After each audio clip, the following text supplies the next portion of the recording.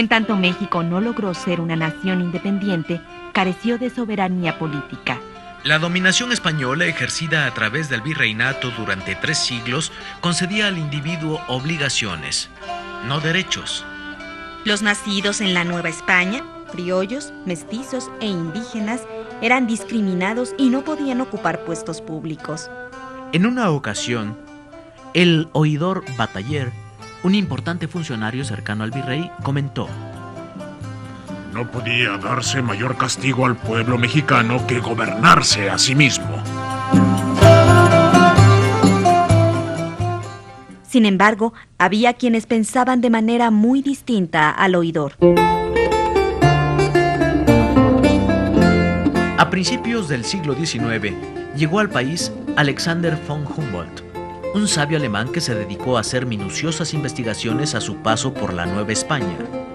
Durante el tiempo que pasó aquí, Humboldt exploró los litorales. Subió a la cima de montañas y volcanes. Se internó en las selvas. Y conoció las ciudades y pueblos del país. Al final de su recorrido, había reunido una gran cantidad de datos valiosos en torno a la geografía, la flora, la fauna y la sociedad, que reunió en un extenso libro llamado Ensayo político sobre el reino de la Nueva España. En él, Humboldt llamó al territorio mexicano el cuerno de la abundancia, debido a la gran cantidad de recursos naturales, y expresó su asombro al encontrar una colonia plena de recursos y en desarrollo, capaz de formar una gran nación independiente de España.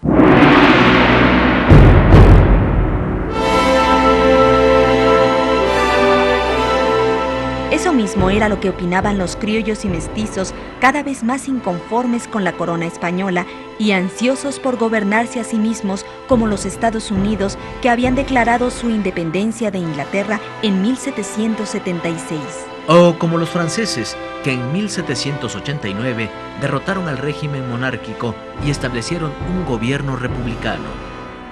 Pero hubo otro evento muy importante que fue el que hizo pensar a los criollos y mestizos que su anhelo de independencia podía hacerse realidad.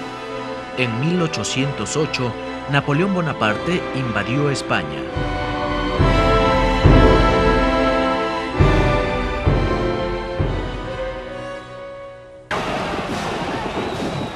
Esta noticia causó una gran conmoción en la Nueva España, donde hubo un intenso debate en torno a lo que debía hacerse ante las nuevas circunstancias.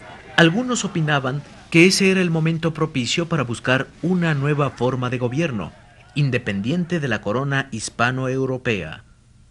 En cambio, otros creían que lo más adecuado para la colonia era mantener su antigua relación de dependencia con España. Estos eventos precipitaron el movimiento de independencia que inició en 1810.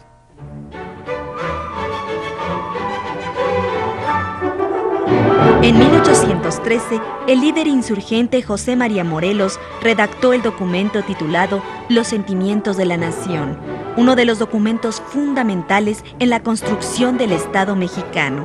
En él se declara la independencia de México. Se aboga por la vigencia de la representación popular. Se propone un gobierno dividido en 3 poderes. Se insiste en moderar la opulencia, la indigencia y terminar con la esclavitud. Pese a la importancia de dichos principios, estos no fueron más que un recuento de buenas intenciones. Morelos murió fusilado en 1815 y la guerra se prolongó durante 6 años más. Al consumarse la independencia, el país quedó diezmado y empobrecido. Lo que vino después fue una intensa crisis política en la que nadie conseguía ponerse de acuerdo respecto a la forma de gobierno que México debía de adoptar. La disputa se dio básicamente entre 2 bandos. De un lado estaban los conservadores, quienes opinaban que lo que más le convenía al país era ser gobernado por un miembro de la aristocracia europea.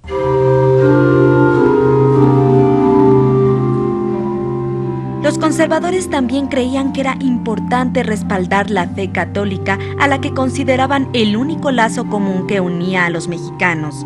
Además, apoyaban la idea de un gobierno centralista que tuviera la fuerza necesaria para mantener unida a la nación.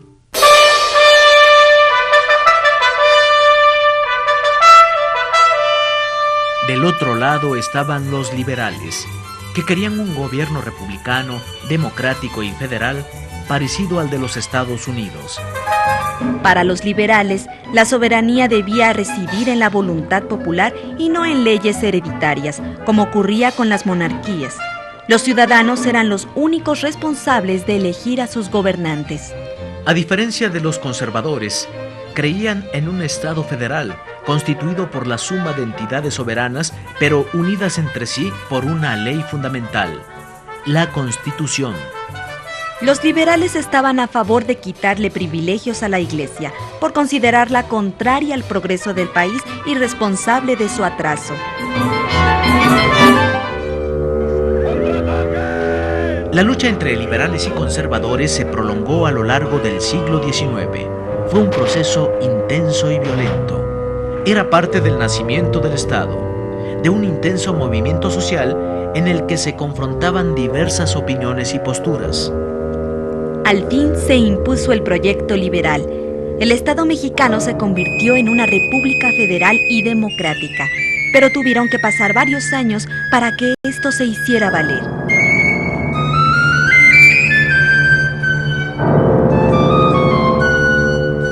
En 1876, el general Porfirio Díaz asumió la presidencia de la República, iniciando un régimen de casi 40 años. Porfirio Díaz gobernó con mano dura un país que hasta entonces había vivido una guerra constante. Durante su gobierno, el país vivió en paz y emprendió el camino del desarrollo. Sin embargo, el gobierno de Díaz no resolvió las contradicciones y desigualdades de la sociedad mexicana y mantuvo la estabilidad política a un costo muy alto, ya que desconoció los derechos y libertades de los individuos, además de que suprimió la crítica y la libertad de expresión.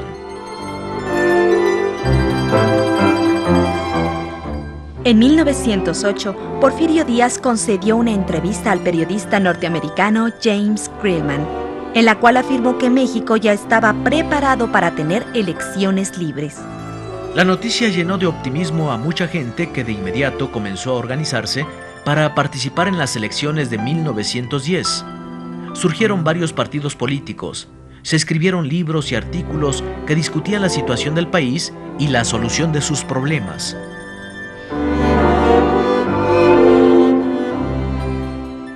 Pero Díaz cambió de opinión a última hora, y el 27 de septiembre de 1910 se declaró electo por 8ª ocasión. Al agotarse las posibilidades de un cambio democrático en el país, hubo quienes optaron por las armas. Este fue el principio de la Revolución Mexicana. La revolución estuvo inspirada por el anhelo de justicia social y democracia de la mayoría de la población.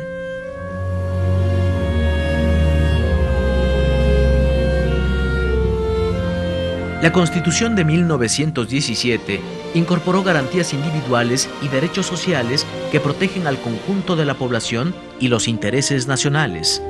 En ella se establece la forma de gobierno del país, una república soberana, democrática, representativa y federal con división de poderes.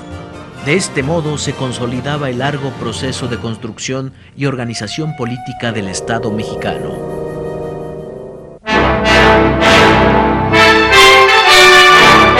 Este no es el final de la historia.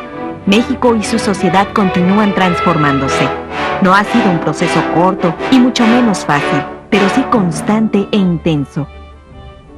Somos parte de dicho proceso, y como parte que somos nos toca participar de él. ¿Pero qué significa participar? ¿Cómo debe darse nuestra participación? Seguramente si Humboldt volviera a recorrer nuestro país, encontraría una realidad muy distinta, que en esencia es la misma que él descubrió hace 200 años. Un pueblo con la capacidad de llegar a ser una gran nación.